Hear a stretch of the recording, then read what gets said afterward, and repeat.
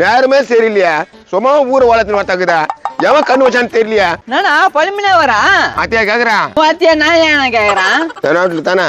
நானே கடுப்புல இருக்கிறேன்டா கடுப்புல இருக்கிறேன் நானா ஆச்சா நேத்து ஊர்ல இருந்து போன் வச்சுடா பெரியாம போச்சுன்னா ஐயோ அப்புறம் என்ன ஆச்சா அப்புறம் என்ன ஆச்சா ரொம்ப ஃபீலிங் ஆச்சுடா கதர்னா ஆயுத கத்தன உடனே கிளம்பிட்டான் யாரா வச்ச கிளம்பி தானே ஆகணும் கிளம்பியா அதுக்கு பிடிச்சது பிடிக்காத்து துண்ணத்து துண்ணாத்து எல்லாத்தையும் வாங்கிக்கிறேன்டா கரெக்ட் தான் அது ஆசைப்பட்டது வாங்கி போய்க்கிறேன் 1875 ரூபாய்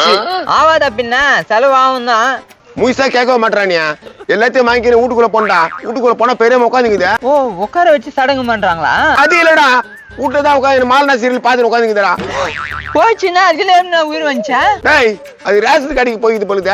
அந்த பட்டேசி போயிடுச்சுன்னு மொட்டையா சொல்லிட்டான்டா அதான் விஷயமா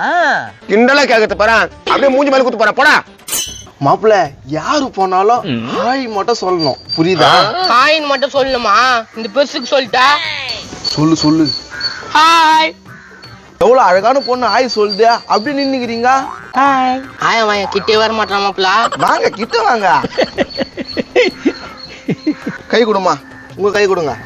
காலங்காலத்துக்கும் சந்தோஷமா இருக்கணும் இந்த தம்பீரு கை கொடுத்துருக்க அவ்வளவுதான் கல்யாணம் ஆயிடுச்சு உங்க 2 பேருக்கும் கூட்டிட்டு போ எனக்கு கல்யாணம் ஆயிடுச்சா அதுவும் இந்த பொண்ணு கூடயா ஆமா ஆமா மோந்திரம் மாத்தீங்க இதோ மாத்திரேன்